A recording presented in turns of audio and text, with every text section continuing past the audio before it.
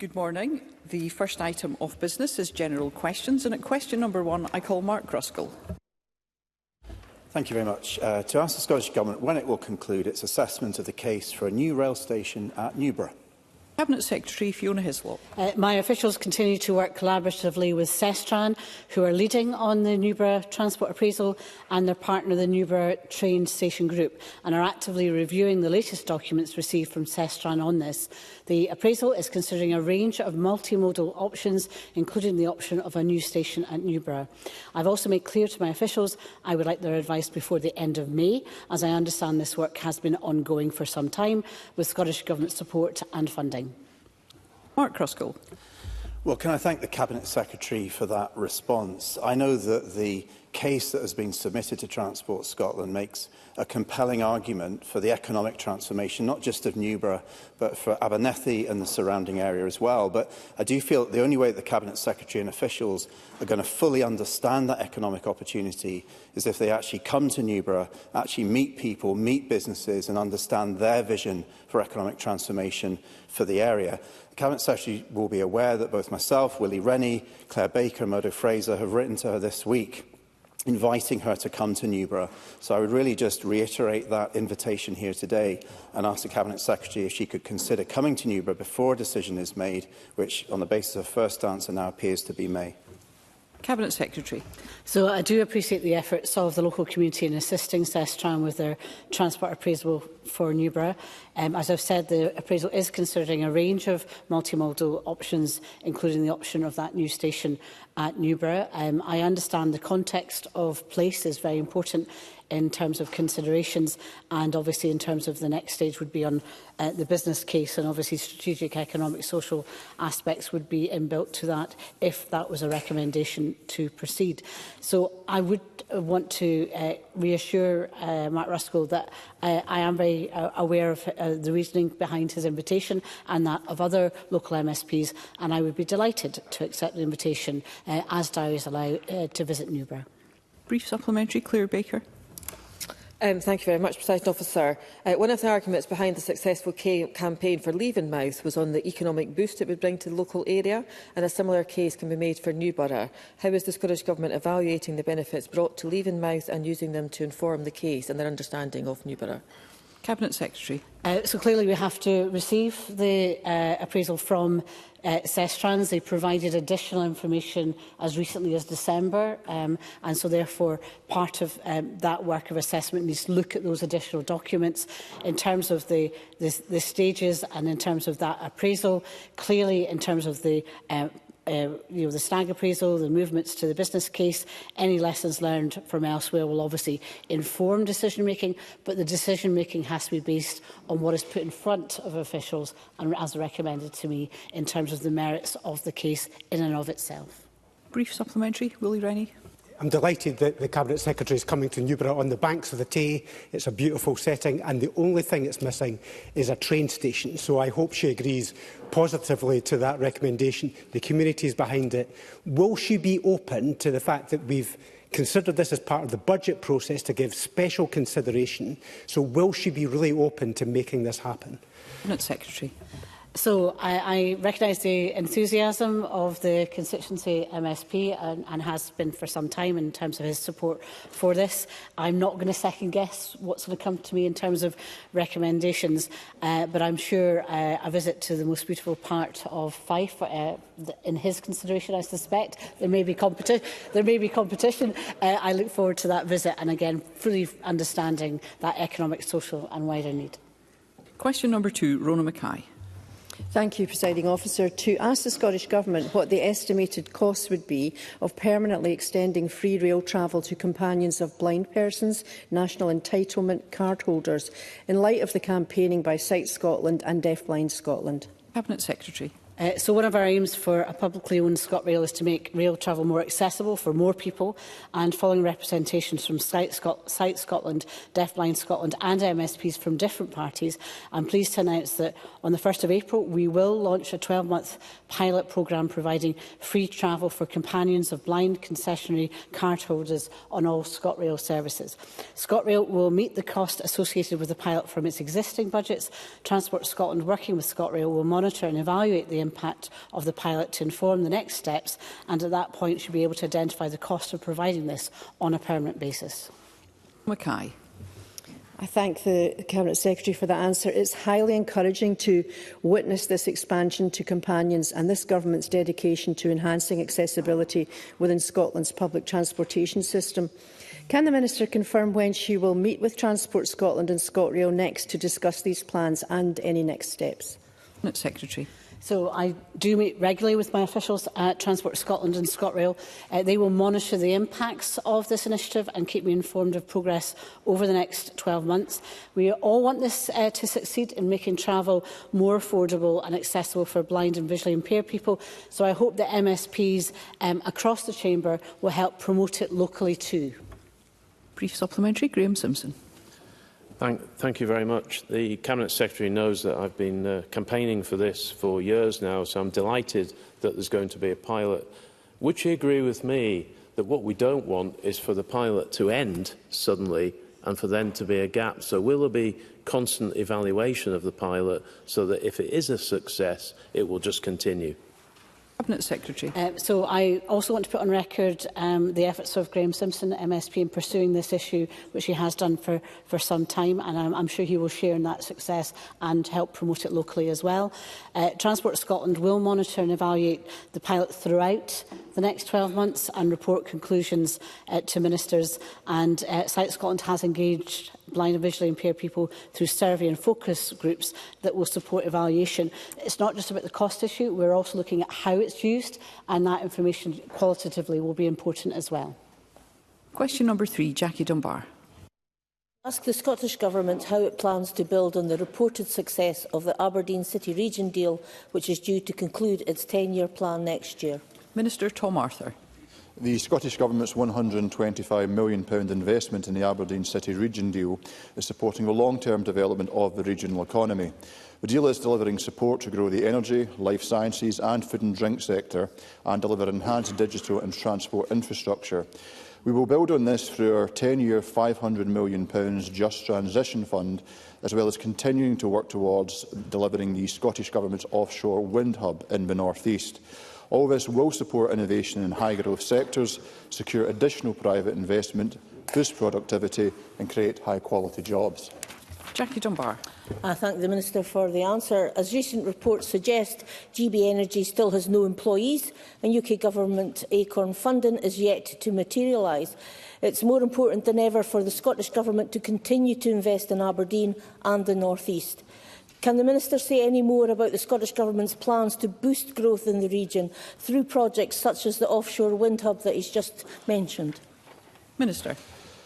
Presiding Officer, North East business leaders wrote to the UK Government to set out the positive impacts and urgency of Acorn. We stand with them and continue to push the UK Government to commit to awarding Track 2 status to Acorn and the Scottish cluster. Our budget sets out a record £150 million of capital investment in offshore wind, part of our commitment to invest up to £500 million over 5 years in the sector. And we will also establish an offshore wind planning hub in the North East to provide an additional route for industry to engage. This, alongside our 10-year Just Transition Fund, will maximise the economic opportunities of our journey to net zero and create thousands of well-paid green jobs across Scotland. Brief supplementary, Liam Kerr. The 2016 Aberdeen City deal included a promise from this government of £200 million over 10 years to drastically speed up rail journey times to the Central Belt. Having covertly dropped the 2026 from that project's title, and given only £16 million has been spent with mere months to go, why has this government broken its promise and yet again betrayed the people of the North East? Minister.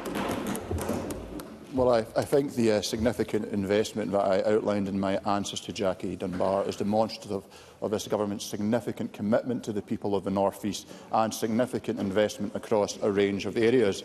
With regards to the specific point that Mr Kerr raised, an outline business case for the wider Aberdeen route upgrade, including service improvements and route decarbonisation, was concluded, and this has been duly considered by Transport Scotland's Investment Decision Board.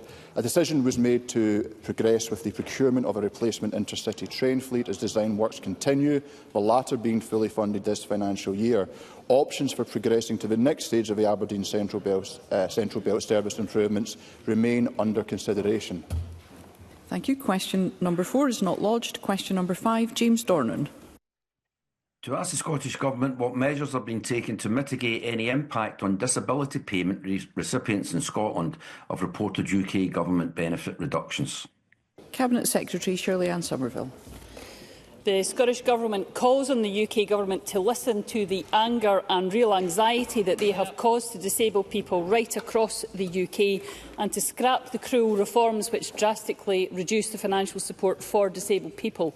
As we were given no prior notice of the announcement and as we still await many of the details of the proposals, we will scrutinise what we can to understand the impacts of devolved disability benefits and on the people who rely on this support. James Dornan.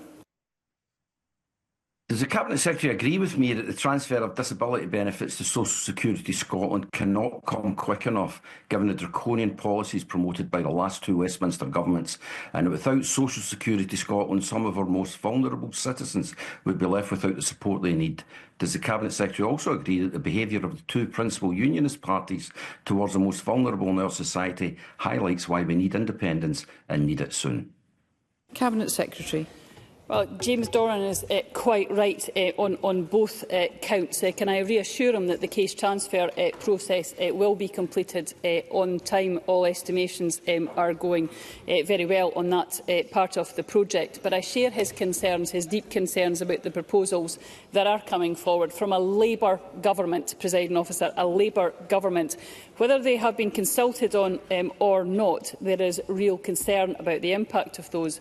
I'll be meeting with disabled people's organisations this afternoon. I have written to the Secretary of State once again asking for an urgent meeting and for the publication of their quality impact assessments. But we must recognise that the changes that are getting pushed through by the UK Labour government will push more disabled people into poverty, and this is austerity on the backs of some of the most vulnerable in our society. Question number 6, Annabel Ewing. Thank you, Presiding Officer. To ask the Scottish Government when it last met the Chief Executive of Fife Council to discuss the housing emergency. Minister Paul McLennan. The Secretary and Director for Housing met with the Chief Executive of Fife Council on the 27th of November 2024 to discuss the housing emergency, and I will be meeting with Councillor Hamilton in due course. In addition, Scottish Government officials meet with Fife Council officials regularly on a range of housing-related matters, including the housing emergency response. Annabel Ewing. I thank the Minister for his answer, and I refer him to recent correspondence about a housing case that I have raised with Fife Council that I copied the Minister into. In that case, which has been going on sadly for some years now, the health visitor has commented, and I quote, "I can categorically state that in my 20 years of community nursing, of which 12 health visiting, I have never seen such living conditions and high level of environmental risk to children.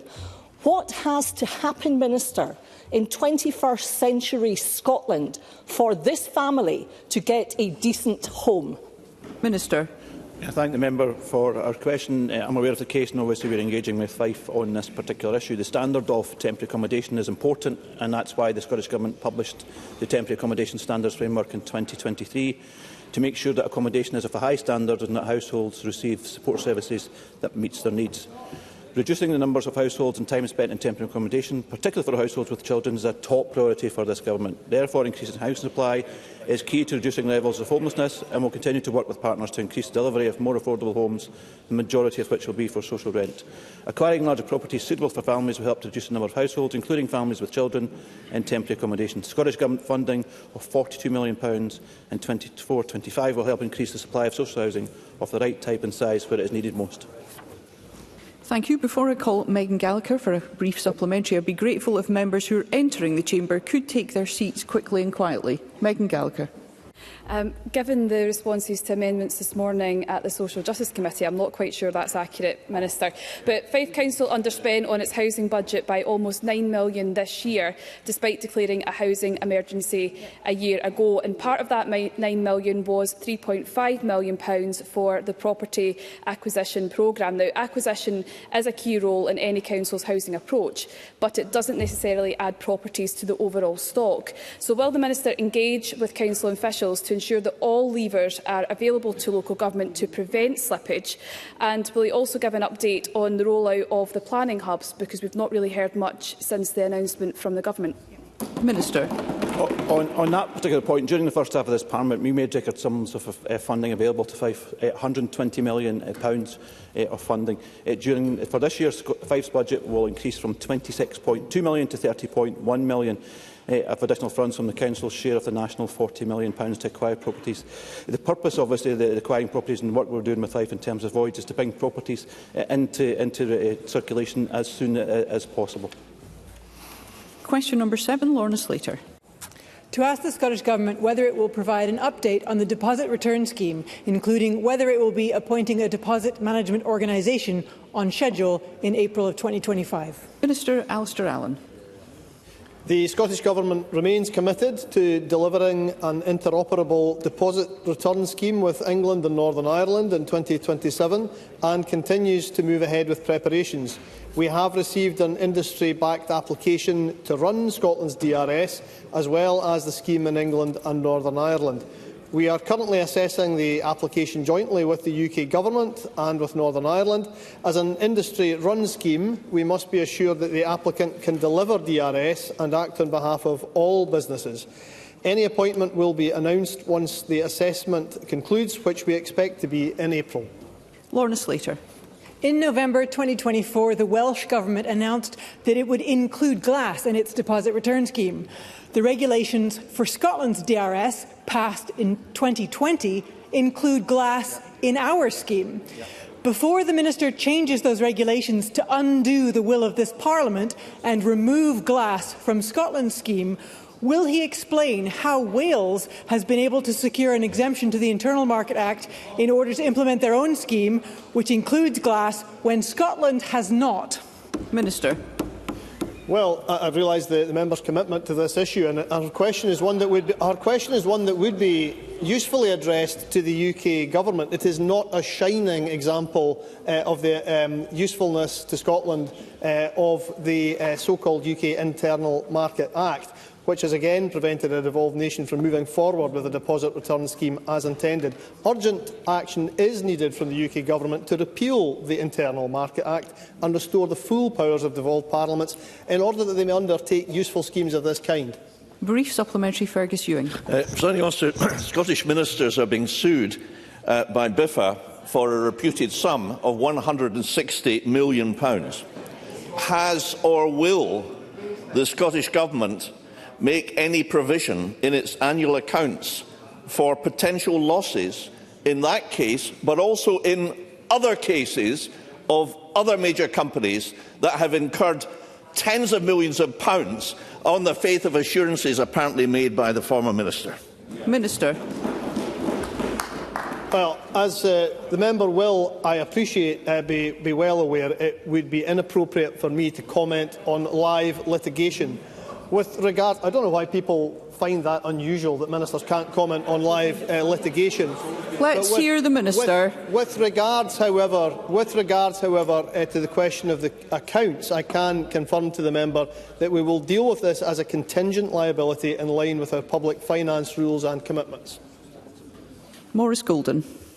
Thank you, Presiding Officer. Since the disastrous collapse of the Scottish Government's last attempt at DRS, we now have a UK-wide scheme being planned. We have a Scottish Government circular economy strategy being prepared, in addition to extended producer responsibility. Can the Minister confirm work has been carried out to assess the impact of these changes to local authorities in terms of jobs, finances and recycling services? Brief response, Minister. Well, I think it's fair to say that once appointed, the scheme administrator will work closely with stakeholders, including local government, to ensure that these questions are taken account of. But I think it is worth saying that over 50 countries around the world have similar schemes. I think we all recognise the important contribution it can make to tackling problems like littering in Scotland, as well as our carbon footprint. So I hope that all members will work together to ensure that this scheme is progressed, and I'm sure that local authorities will be part of that.